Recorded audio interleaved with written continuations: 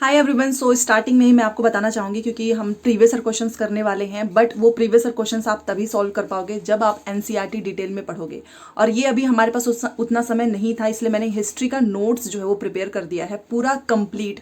आप यहाँ पर देख सकते हैं चैप्टर वाइज मिलेगा, जैसे कि आप यहाँ पर पूरा देखेंगे। ये देखिए हर एक पॉइंट्स को मैंने हाईलाइट किया है जो कि आपके एग्जाम में पूछे जाएगा। यहाँ पर आपको ऊपर हिंदी मिलेगा, नीचे इंग्लिश। ये बाइलिंगुअल है, हिंदी इंग्लिश दोनों मीडियम में है, तो इसको हिंदी वाला भी जो है बच्चा ले सकता है, साथ में इंग्लिश वाला भी, क्योंकि आपको समझने में कोई दिक्कत नहीं होगी। और मात्र जो है केवल 49 रुपीज़ में आपको हिस्ट्री 6, 7, 8 का 200 जो पेजेस हैं वो आपको मिलेगा। स्क्रीन पे आपको जो व्हाट्सअप नंबर दिख रहा है वहाँ पर आपको केवल मैसेज करना है कि आपको नोट्स चाहिए हिस्ट्री का, तो आपको वहाँ पर क्यूआर कोड भेजा जाएगा और आपको तुरंत नोट्स मिलेगा। कॉल मत करना क्योंकि इसको टीम मैनेज कर रही है, मैं नहीं। तो याद रखिएगा, अगर आपको हिस्ट्री के नोट्स लेने, क्योंकि हिस्ट्री से 15 क्वेश्चन पूछा जाता है और प्रीवियस ईयर क्वेश्चन आप कर ही नहीं पाएंगे अगर आपने नोट्स अच्छे से नहीं पढ़ा है। तो यहाँ पर आपको ये मैंने सैंपल दिखा दिया है और बाकी मैसेज कर लेना तो आपको मिल जाएगा। तो ये आप देख सकते हैं, ये आप यहाँ पर देख सकते हैं। ये देखिए, और ये वाला तो क्वेश्चन पूछा ही था, ये डायरेक्ट जो है आपके एनसीईआरटी से ही पूछता है और ये क्वेश्चन अभी आपके जो एग्जाम में है ना ये पूछा हुआ है। ठीक है, तो ये देखिए ऊपर हिंदी है, नीचे इंग्लिश है। तो अगर आप इंटरेस्टेड हैं तो मैसेज कर देना। और 18 से याद रखिएगा, मैं बताना चाहूंगी 18 मई से लेकर 30 मई के बीच में मैं शायद ना दे पाऊँ, तो इसलिए इसके पहले ही आप ले लीजिएगा। और याद रखना केवल 49, इससे ज़्यादा 1 रुपया भी नहीं। ठीक है। Hi everyone, welcome to digital GK classes. तो चलिए वीडियो स्टार्ट करते हैं। और बाकी मैं तो यही बोलूँगी, देखो लाइक से सब्सक्राइब की जरूरत नहीं है, बस आप पेपर पास करके आना, बस अपनी पूरी मेहनत लगा दो, क्योंकि आप भी जानते हैं एग्जाम के पहले का दिन काफ़ी इंपॉर्टेंट है। तो जितना ज़्यादा हो सके रिवीजन करें, ठीक है। और कमेंट जरूर करना कि आपके कितने नंबर बन रहे हैं। तो चलिए देखिए, फैक्ट वाले क्वेश्चन पूछेंगे ही। तो इसमें है कि सूरवीरों एवं वीरांगनाओं के बारे में भव्य एवं लंबी रचनाएं हैं तथा इनमें देवताओं से संबंधित कहानियां भी सम्मिलित हैं। तो ये इसे हम क्या कहते हैं? तो ये तो आसान सा है, तो हम इसको कहते हैं महाकाव्य, जिसको आप इंग्लिश में बोलेंगे एपिक्स। ठीक है। तो इसमें क्या होती है ना कि जितनी भी भव्य और लंबी रचनाएं होती हैं देवताओं से संबंधित, सभी को इसमें सम्मिलित किया जाता है, तो इसे हम बोलते हैं एपिक्स। तो दूसरा सही हो जाएगा। चलिए स्टेटमेंट वाले, अब देखिए आपके सामने दो कथन दिया गया है और दोनों पे आपको विचार करना है। तो पहला लिखा है कि बौद्ध धर्म की एक नई धारा का विकास राजा कनिष्क के शासन में हुआ था, तो ये बात एकदम सही है। और दूसरा है कि बौद्ध धर्म की नई धारा जो है महायान की दो मुख्य विशेषताएं थी। बुद्ध की उपस्थिति सिर्फ कुछ संकेतों में बोधिस्तों में आस्था के माध्यम से दर्शाई जाती थी, तो ये बात गलत है। हाँ, पहला सही है। ठीक है। तो बेसिकली रिवीजन ही हम कर रहे हैं, तो जो भी चीज़ें मैं आपको बताती जाऊँ, आपको कुछ इंपॉर्टेंट लगता है तो स्क्रीनशॉट लीजिए या फिर लिख लीजिए। ठीक है। तो इसमें 4 सही है। चलिए तीसरे पे आ जाते हैं। आप देख सकते हो स्टेटमेंट वाले क्वेश्चंस बहुत पूछे जाएंगे। तो तीसरा देखिए, बेसिकली इसमें आपको बताना है कि दोनों कथन सही है और इसकी व्याख्या सही नहीं है कि सही है, ये चीज़ें बतानी है। तो लिखा है कि सिल्क रूट पर नियंत्रण रखने वाले शासकों में सबसे प्रसिद्ध जो है वो कुषाण थे, बात एकदम सही है। दूसरा है कि कुषाणों ने मध्य एशिया तथा पश्चिमोत्तर भारत पर शासन किया एवं वे सबसे पहले सोने के सिक्के जारी करने वाले शासक थे जिनका उपयोग व्यापारियों ने किया। क्या ये बात सही है? तो ये भी बात सही है। देखिए दोनों सही है और व्याख्या भी सही है, तो हम जाएंगे तीसरे के साथ। ठीक है। चलिए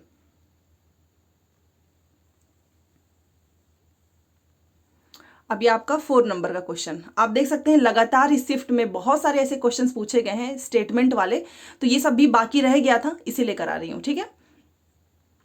देखिए इसमें लिखा है कि प्रत्येक राजवंश के राजा जो है शासक होने के अपने नैतिक अधिकार पर बल देना चाहते थे और ईश्वर के साथ अपने घनिष्ठ संबंध की उद्घोषणा करने के लिए राजाओं ने उपासना के स्थानों का निर्माण किया। क्या ये बात सही है? तो जी हाँ, और व्याख्या भी सही है, तो हम दोनों के साथ जाएंगे। ठीक है। So option number 2 will be right. चलिए अब 5वें पे आ जाते हैं, मिलान करने पे।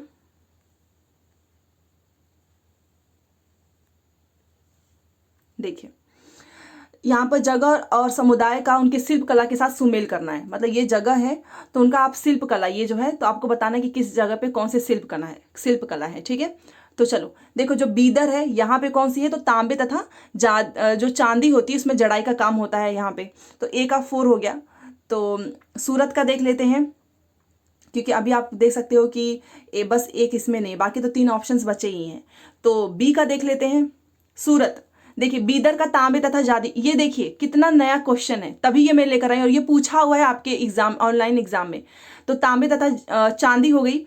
बाकी बी का देखिए, बी में है सूरत, तो सूरत का किससे होगा, तो सुनहरे गोटा किनारे जड़ी वाले वस्त्र, आप जानते हैं कपड़े वगैरह का काम बहुत ज्यादा होता है सूरत में, तो आप इससे भी लगा सकते हैं।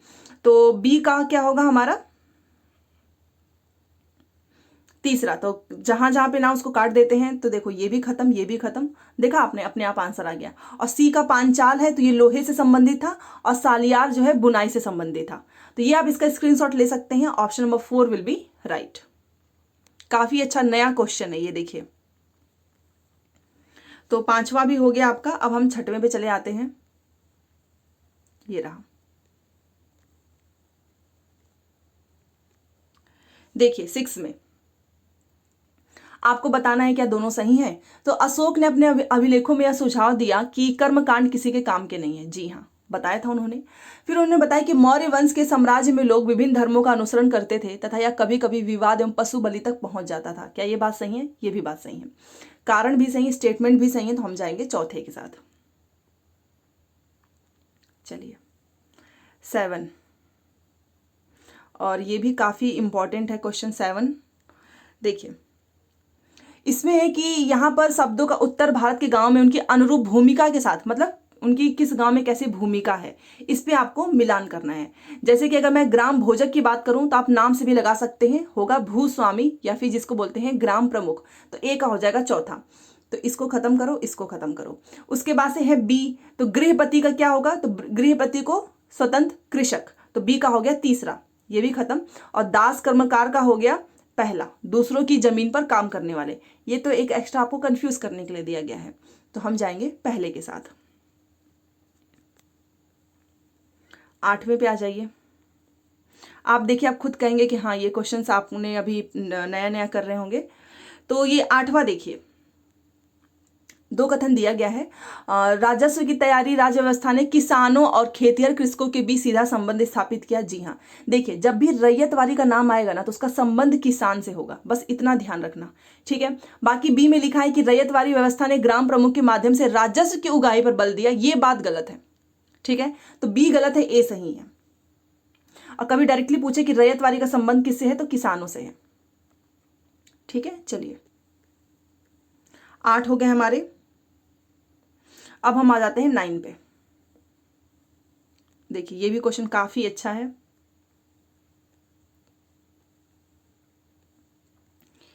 देखिए अच्छा, इसमें आपको बताना है 9 में कि सामाजिक सुधारक को उनके कार्य के साथ आपको सुमेलित करना है, ठीक है। तो चलिए देखते हैं। सबसे पहले ज्योतिराव फुले तो आप सभी को पता है, ये तो मुझे बताने की भी जरूरत नहीं है कि इन्होंने क्या किया था, महाराष्ट्र में लड़कियों के लिए स्कूल खोला था। तो ए का तीसरा खत्म, ये भी खत्म, ये भी खत्म। आंसर आपके सामने है, बहुत आसान है। बेगम रुकैया शेखावत, इन्होंने क्या किया था, इन्होंने कौन कौन से काम किए थे, तो पटना और कलकत्ता में लड़कियों के लिए स्कूल खोला था। और ताराबाई शिंदे, इन्होंने, आपको पता है ये मैंने इतनी बार बता दिया, ये देखिए कितना रिपीट है, स्त्री पुरुष तुलना इन्होंने लिखा है। आप इससे भी एलिमिनेट कर सकते थे सी के 4 से। देखिए कहीं पर भी आप देखो, आप सी से भी आराम से अपना आंसर निकाल सकते थे। तो ये होता है। और पंडिता रमाबाई, आज ही मैंने आज नहीं, कल वाली क्लास आपने देखी होगी ना, टेस्ट नंबर 2, उसी में मैंने बताया था कि पूना में विधवा गृह की स्थापना किसने किया है, तो पंडिता रमाबाई। ये भी क्वेश्चन पूछा था स्टेटमेंट में। तो देखा आपने, इसीलिए कह रही हूँ कि जितना ज्यादा क्वेश्चंस करोगे ना, आपका फायदा होगा। तो आपका आंसर अपने आप आ गया, एक पता होगा तो भी निकल आएगा। तो राइट आंसर होगा ऑप्शन नंबर 2। देखिए ठीक है, ज्योतिबा फुले महाराष्ट्र में, बेगम रिकवा पटना और कलकत्ता में इन्होंने खोला, ताराबाई शिंदे स्त्री पुरुष तुलना, पंडिता रमाबाई पूना में, ठीक है, विधवा गृह की स्थापना की। चलिए 10वां है।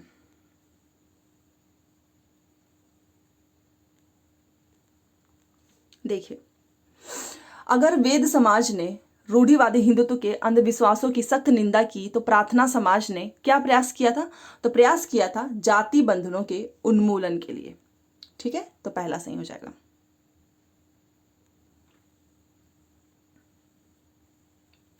और ये हमारे 11 क्वेश्चन। देखिए, इसमें है सही विकल्प का चयन करना है और पूछ रहा है कि इसमें से कौन से कथन सामाजिक सुधारक और जाति उन्मूलन के संदर्भ में सही सही है। तो राजा राम मोहन राय ने अपने विचारों के प्रसार के लिए पर्चे लिखे जो कि संवाद के रूप में थे। जी हाँ। सिंह सभा के नेताओं ने आधुनिक शिक्षा और सिख सिद्धांतों का प्रोत्साहन किया, ये भी बात सही है। पेरियार के शिक्षण में समानता का विचार धर्म के माध्यम से प्रोत्साहित किया गया, तो ये बात गलत है। तो केवल ए और बी आपका सही हो जाएगा। ठीक है, चलो 12 पे देखिए 12 का। तो बेसिकली यहाँ पे क्या पूछ रहा है कि राष्ट्रवाद के उदय को प्रतिबिंबित करने के लिए निम्न को प्रारंभिक से नूतन, मतलब स्टार्टिंग से लेकर नया तक आपको इसको एक क्रोनोलॉजी में लगाना है। प्रारंभ कहाँ से हुआ था?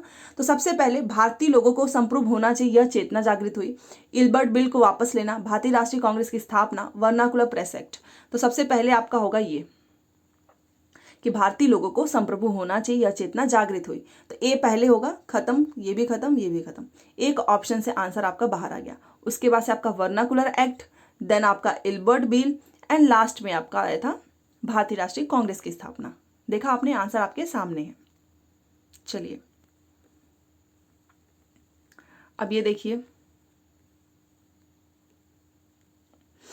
इसमें देखिए राष्ट्रीय आंदोलन के मध्यम वर्गीय नेताओं को लगता था कि अंग्रेज स्वतंत्रता के आदर्शों का सम्मान तब नहीं करते जब भारतीयों की न्याय संगत मांगों की बात आती है।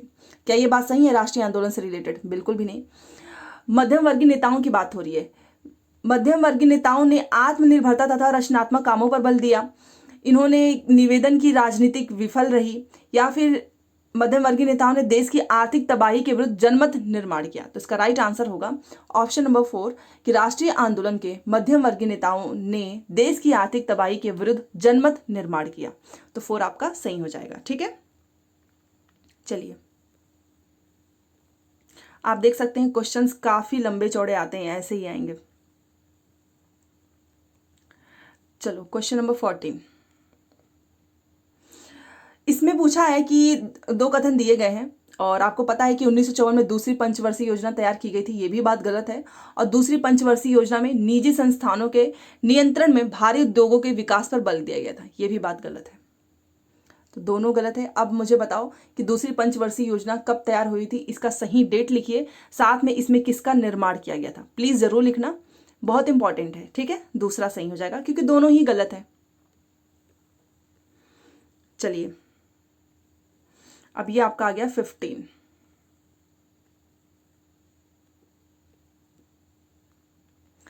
तो इसमें सौर मंडल के बारे में जो है कुछ चीजें लिखी गई हैं जो कि आपको इस पे विचार करना है।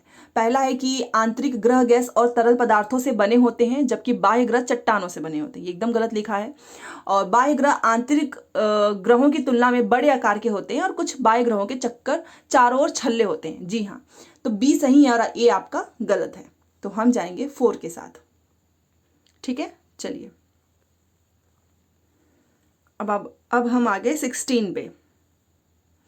कोई क्वेश्चन अभी तक आप देखिए कोई भी सीधा साधा सा क्वेश्चन आया ही नहीं है। तो इसमें देखिए, इसमें भी फिर से वही पूछा है कि निम्न में से कौन से अंटार्कटिका में भारत के सब स्टेशन है। तो एक आपका मैत्री, ये तो सभी को पता है, दक्षिण गंगोत्री हो गया और भारती यही है, अदिति नहीं। तो ये तीसरा वाला सही हो जाएगा, ए बी एंड सी। ठीक है, याद रखना, बहुत इंपॉर्टेंट है। चलिए 17 पे।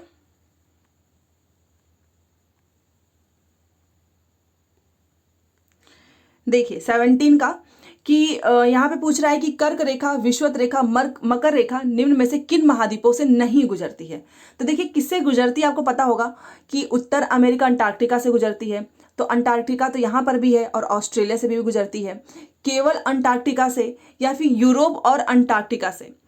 तो देखिए अगर एक नाम भी गलत होगा, आप जानते हैं कि एक बार इस क्वेश्चन को ध्यान इंग्लिश में भी देख लीजिए। 17 तो किससे नहीं गुजरती, तो यहां पर इसने क्या किया ना, यूरोप लिख दिया, इस वजह से यही आंसर हमारा गलत होगा। बाकी देखो अंटार्कटिका सभी में अंटार्कटिका जानबूझ के लिखा है कंफ्यूज करने के लिए। उत्तर अमेरिका में होता है, ऑस्ट्रेलिया में भी होता है, बट यूरोप से नहीं गुजरती है। तो यूरोप याद रखो, ठीक है, क्योंकि ये ऐसे ही ऑप्शंस लगाकर देगा ताकि आप कंफ्यूज हो जाएं। तो किससे नहीं गुजरती है, ये कर्क रेखा, विषुवत, मकर रेखा। तो option number 3 Europe and Antarctica. Okay, चलो और जैसा कि मैंने बताया है कि एक आपके नंबर्स वाले भी क्वेश्चंस आएंगे।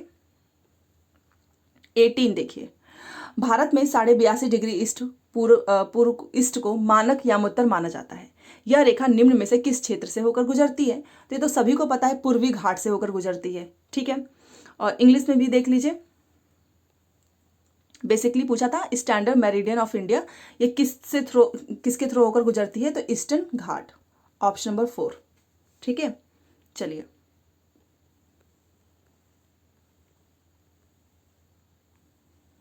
19। तो इसमें देखिए, इसमें लिखा है कि पश्चिमी घाट में किस तरह की वनस्पति पाई जाती हैं?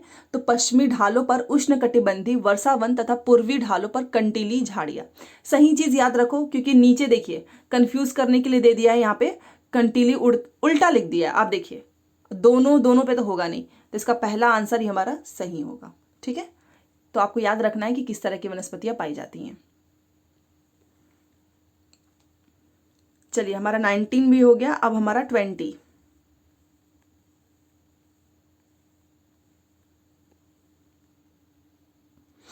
देखिए, इसमें लिखा है कि सहारा मरुस्थल के गुफा क्षेत्रों में नदियों और विभिन्न प्रकार के जानवरों को दिखाया गया है। यह क्या दर्शाता है?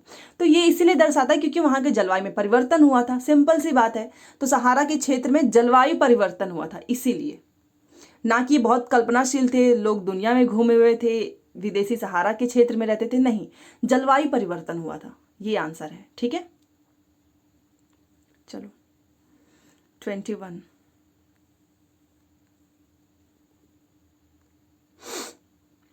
इसमें देखिए, दो कथन दिए गए हैं कि छोटे आकार वाले वृक्ष और घास स्थलों का निर्माण करते हैं। जी हाँ, एकदम सही है।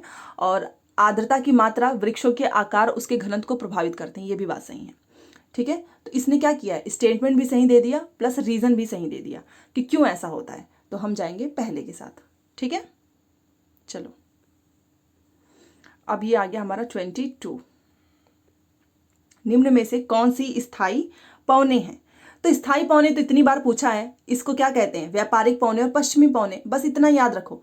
ट्रेड विंड्स एंड वेस्टर्लाइज, ओके, बस इतना ही याद रखना है। तो option number 4 will be right. 23 देखिए,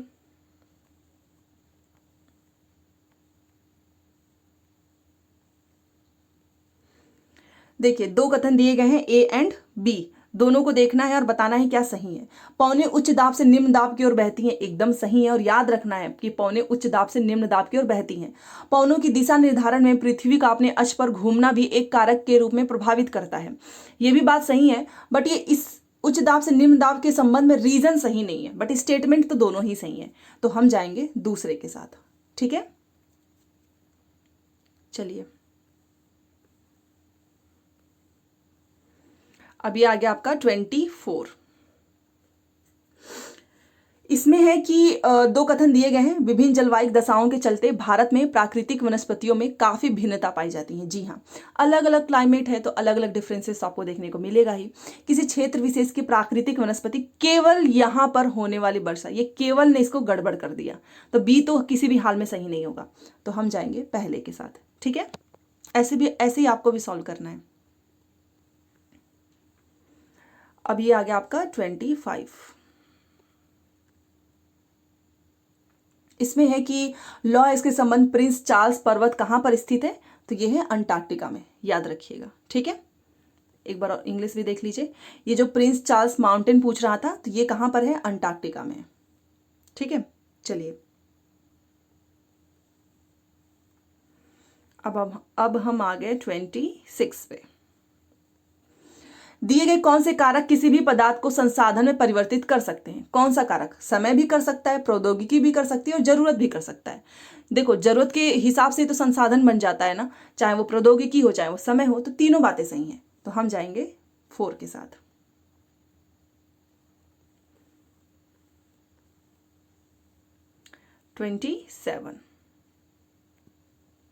चलिए 27 देखिए, इसमें पूछ रहा है कि निम्न में से कौन सी रोपड़ कृषि विश्व के उष्णकटिबंध प्रदेशों में पाई जाती है? तो देखिए, मलेशिया में रबड़, ये भी है, ब्राजील में कॉफी एंड भारत में चाय, ये तीनों हैं। ठीक है। कनाडा में मक्का ये नहीं है, तो ए बी सी ये हमारा दूसरा सही हो जाएगा। क्या क्वेश्चन पूछा था कि इसमें से कौन सी रोपड़ कृषि, इसमें से कौन सी कृषि जो है वो विश्व के उष्णकटिबंधीय प्रदेशों में पाई जाती है। तो कौन सी रोपड़ कृषि, एक तो मलेशिया में रबड़, ब्राजील में कॉफी, भारत में चाय, ये कहां पर पाई जाती है, उष्णकटिबंधीय प्रदेशों में। तो दूसरा सही हो जाएगा। ठीक है, चलिए तो 27 भी हो गया। अब हम आ गए 28 पे, और ये क्वेश्चन आसान है। अब थोड़ा आसान क्वेश्चन, अभी तक तो बहुत सारे टफ क्वेश्चन मिले हैं। समानता की खोज में डॉक्टर भीमराव अंबेडकर ने धर्म परिवर्तन कर किस धर्म को अपनाया। आप सभी जानते हैं, बौद्ध धर्म। ये तो बहुत आसान है। चलिए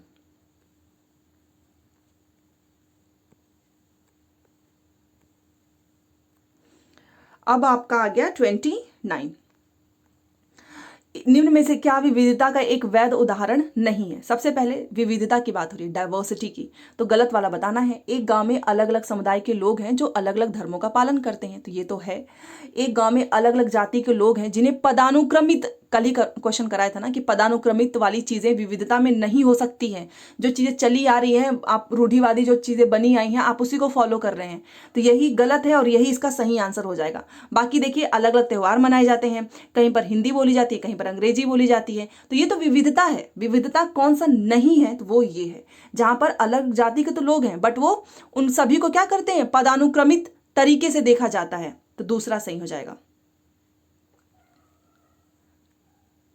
यहां पर देख लीजिए। ठीक है, चलिए 30। तो देखिए 30वां क्वेश्चन की काउंसिल ऑफ स्टेट्स का भारत में ज्यादा प्रचलित नाम क्या है। तो आप भी जानते हैं, स्टेट से ही आप अंदाजा लगा सकते थे, राज्यसभा। ट्रिक है, स्टेट मतलब राज्य, राज्यसभा। बहुत आसान है। चलो 31 जो कि बहुत इंपॉर्टेंट है और बहुत से लोगों को पता भी होगा इसका आंसर, कि जो संसद में जो प्रश्न काल होता है ना, वो क्या सुनिश्चित करता है, तो वो ये सुनिश्चित करता है कि कार्यपालिका की विधायिका की तरफ जवाबदेही। बस न्यायपालिका विधायिका नहीं, कार्यपालिका। सो पहला सही हो जाएगा। 32। 32 देखिए, निम्न में से क्या बाजार का एक प्रकार नहीं है। साप्ताहिक बाजार है, शॉपिंग कॉम्प्लेक्स भी है, मॉल भी है। कौन सा नहीं है, तो दादन व्यवस्था, और यही इसका राइट आंसर होगा। अब ये दादन व्यवस्था क्या है, एक बार देख लो। पुटिंग आउट सिस्टम, कई बार मैंने बताया है, तो ये कोई मार्केट का टाइप नहीं है। वीकली शॉपिंग मॉल्स है, इससे भी आप अंदाजा लगा सकते थे। तो तीसरा सही हो जाएगा, क्योंकि हमसे क्या पूछा था, नॉट वाला।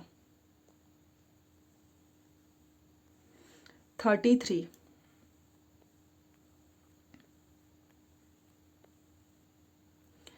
देखिए, और ये भी क्वेश्चन मिलता जुलता मैंने कराया हुआ है।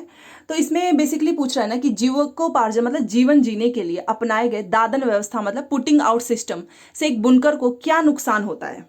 नुकसान आपको बताना है। तो बुनकर को व्यापारी द्वारा कच्चा माल पहुंचाया जाता है, ये कोई नुकसान नहीं है। ना ही उनको बाजार तक ले जाने का परिवहन लगा, ये भी कोई नुकसान नहीं है। उनको नुकसान क्या है कि बाजार में कपड़े के मूल्य पर बुनकर का कोई नियंत्रण नहीं होता और सारा मुनाफा व्यापारी का हो जाता है, यही है नुकसान।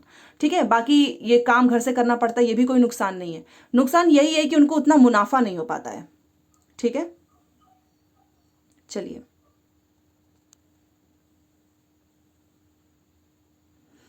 34। देखिए, रोजा पार्क्स ने बस में एक श्वेत पुरुष के लिए अपनी सीट देने से इनकार किया। यह आधुनिक इतिहास में किस बड़े आंदोलन की शुरुआत थी, आप भी जानते हैं किससे था, तो संयुक्त राज्य अमेरिका का नागरिक अधिकार आंदोलन। यही सही हो जाएगा। ठीक है ना, ये इसी से रिलेटेड है, तो पहला सही हो गया। चलो 35 देख लो। आंगनवाड़ी क्या है, सभी को पता है कि आंगनवाड़ी क्या है, बताइए। तो आंगनवाड़ी क्या है, एक बाल गृह। छोटे बच्चे आप देखते होंगे, गांव में बहुत होता है, वहां पर जाते, मिड डे मील, वृद्ध आश्रम, महिला नहीं, छोटे बच्चे जाते हैं, उनको पढ़ना लिखना सिखाते हैं खेल खेल में। ठीक है, सो दूसरा सही हो जाएगा।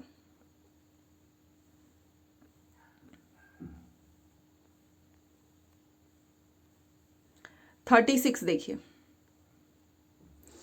किस नागरिक के भौतिक अधिकारों का हनन होने पर उसके द्वारा न्यायालय में जाने का अधिकार निम्न में से कौन सुनिश्चित करता है? मतलब भौतिक अधिकार की बात हो रही है, तो आप जो है न्यायालय में जाने का अधिकार इसमें से कौन सुनिश्चित करेगा? तो वो करेगा आपका right to constitutional remedies. Okay,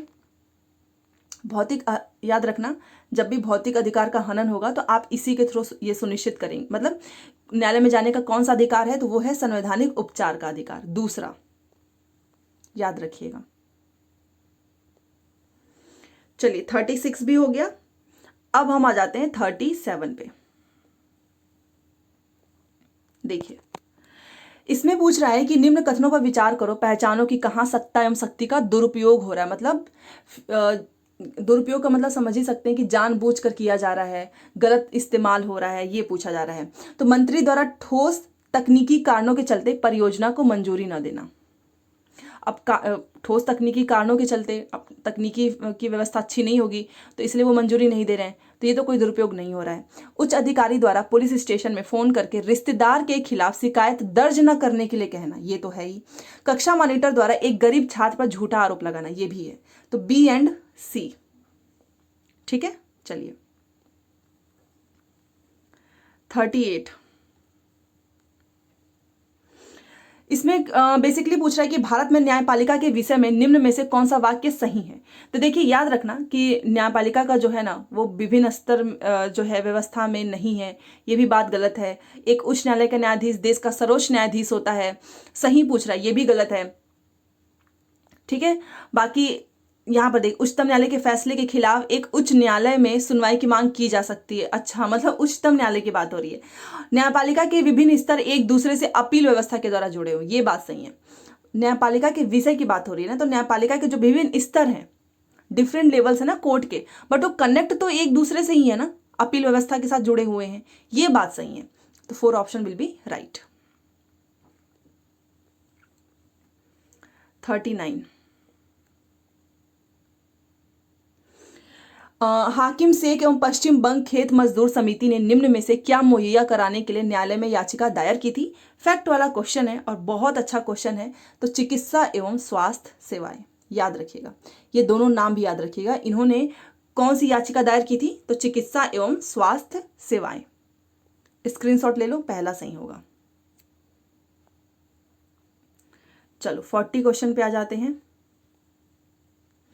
किस समुदाय के बारे में रूढ़िबद्ध धारणाएं अक्सर उसके का कारण बनती हैं? किसका कारण बनती है?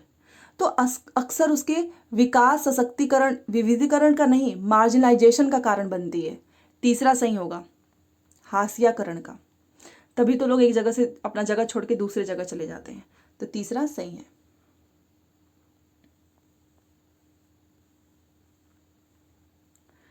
फोर्टी 41 देखिए,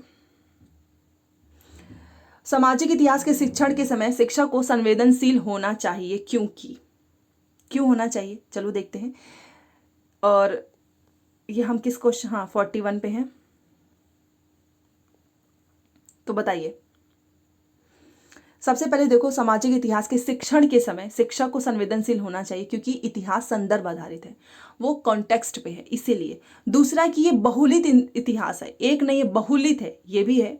इतिहास अखंड विशिष्ट है, इतिहास विवादास्पद नहीं, ये नहीं। संवेदनशील इसलिए होना चाहिए क्योंकि ए एंड बी आपका सही है और आप जानते हैं कि इतिहास जो है संदर्भ पे है, बहुलित है, तो दूसरा सही हो जाएगा। इंग्लिश भी दिखा देती हूं, बिकॉज जो पास्ट है वो हमारा कॉन्टेक्स्ट बेस्ड है and there are multiple past, एक नहीं है, मल्टीपल है। ये सिंगुलर की वजह से और ये पास्ट इज नॉट कंटेंशंस, इसकी वजह से गलत हुआ है। सिंगुलर नहीं है, मल्टीपल है, ए एंड बी। चलो 42,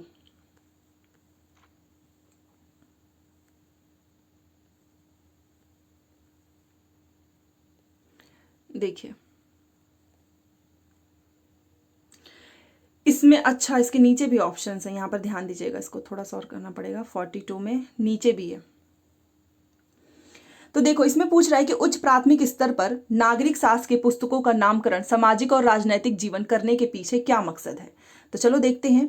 औपनिवेशिक काल में भारतीय स्कूली पाठचर्या में नागरिक शास्त्र को ब्रिटिश राज के प्रति भारतीयों के बीच बढ़ते प्रतिरोध की पृष्ठभूमि में शामिल किया गया था। जी हाँ, सामाजिक और राजनैतिक जीवन अपने सीखने के अनुभव को मुख्यतः इतिहास और अर्थशास्त्र से इकट्ठा करता है, ये बात गलत है। सामाजिक और राजनैतिक जीवन क्योंकि किसी की बात हो रही है ना, यहाँ पर देखिए जीवन की स्थितियों पर आधारित है जो प्रत्येक संकल्पना के लिए व्यवहारिक स्थितियों का प्रयोग करती है, ये भी सही है। तो ए एंड सी तीसरा सही हो जाएगा। ठीक है, चलिए 42 भी आपका हो गया। अब हम आ गए 43 पे।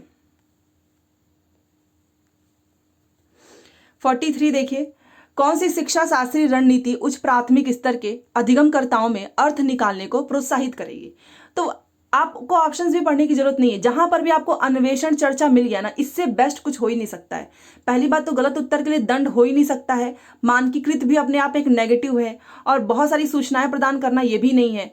ये सब गलत चीजें हैं। अच्छी चीज क्या है कि आप बच्चों को खोज करने में, एक्सप्लोर करने में, चर्चा करने के लिए कहो ना कक्षा में, तो दूसरा सही हो जाएगा।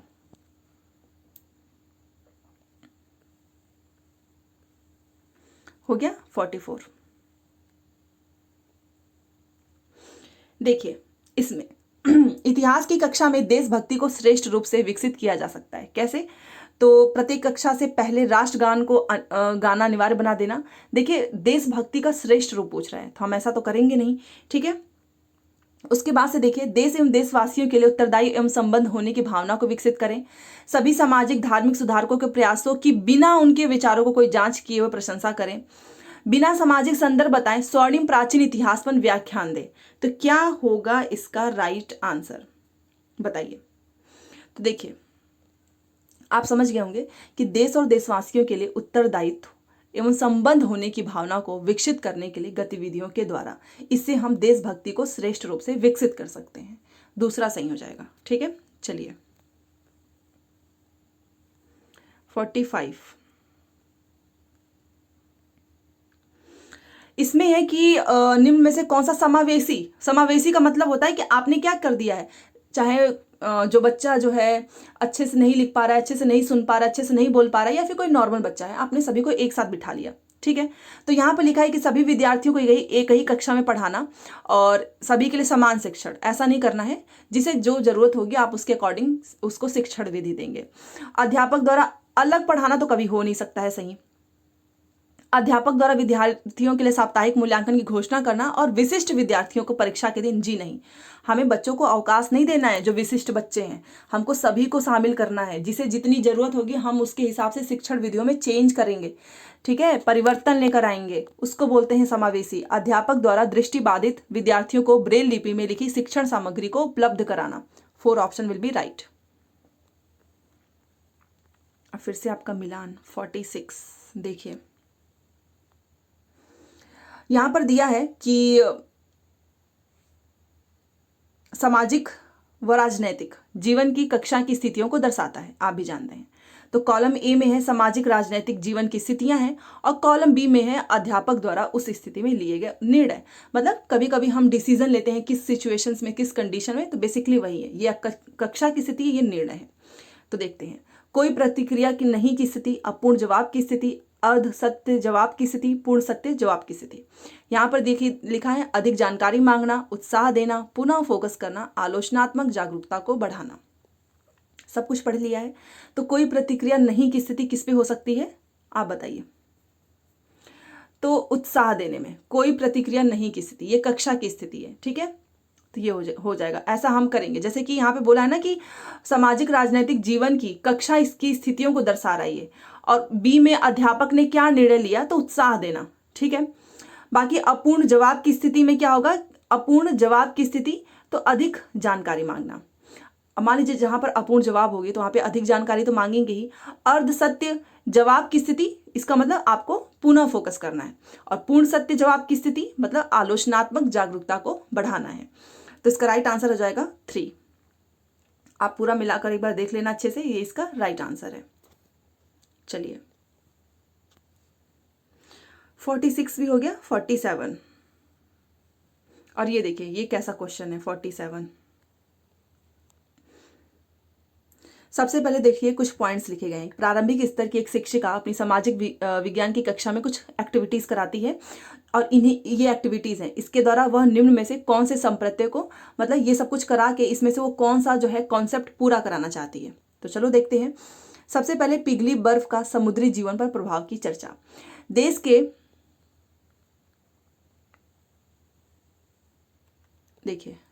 देश के पिछले 50 वर्षों की मौसम रिपोर्ट्स के आंकड़ों की सहायता से मौसम में आए परिवर्तनों का विश्लेषण करना। पृथ्वी पर बढ़ते तापमान के कारणों पर चर्चा और अम्लीय वर्षा के कारणों पर चर्चा। तो कौन सी एक्टिविटी है ये? ग्रीन हाउस है, मौसम परिवर्तन, जलवायु परिवर्तन, तापमान परिवर्तन। आपने सब कुछ पढ़ा होगा, तो क्लाइमेट चेंज की बात हो रही है, तभी तो तापमान के कारण चाहे अम्लीय वर्षा हो, चाहे पिघलता हुआ बर्फ हो। तो ये हो गया जलवायु परिवर्तन। बहुत आसान क्वेश्चन है, भले से दिखने में लंबा चौड़ा है। चलिए 48।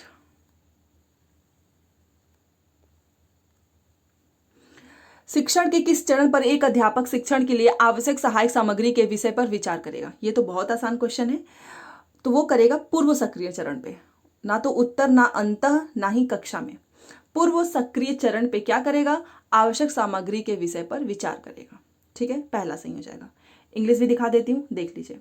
प्री एक्टिव स्टेज, याद रखना, छोटा सा क्वेश्चन है बट गलत होने के चांसेस ज्यादा हैं। चलिए, ये आपका सही हो जाएगा। ठीक है, तो हम इसी पे करेंगे, आवश्यक सहायक सामग्री के विषय में चर्चा करेंगे। 49।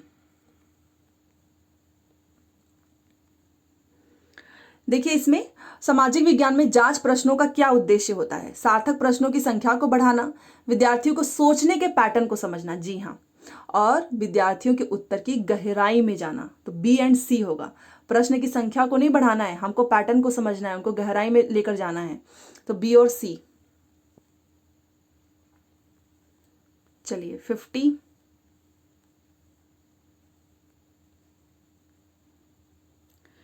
तो देखते हैं, भारतीय विविध सामाजिक संदर्भ यह अनिवार्य बना देता है कि सामाजिक विज्ञान की कक्षाएं पोषित करती हैं। अब विविध की बात हो रही है तो अलग अलग समाज, अलग अलग वर्ग, सभी की बात होगी, है कि नहीं? ये केवल तो कभी हो ही नहीं सकता है, ना ही अधिकांश लोगों के विचारों को, ना ही स्वर्णिम इतिहास एवं विवादित विषयों से बचकर रहने को। तो किसकी बात कर रहा है? वृहद समाज के सभी वर्गों के दृष्टिकोण को। ये सबसे बेस्ट आंसर है और इसी में है भारतीय विविध सामाजिक। तो ये इसीलिए सामाजिक विज्ञान की कक्षाएं किससे पोषित करें? तो वो होगा हमारा ऑप्शन नंबर 4। ठीक है, चलो।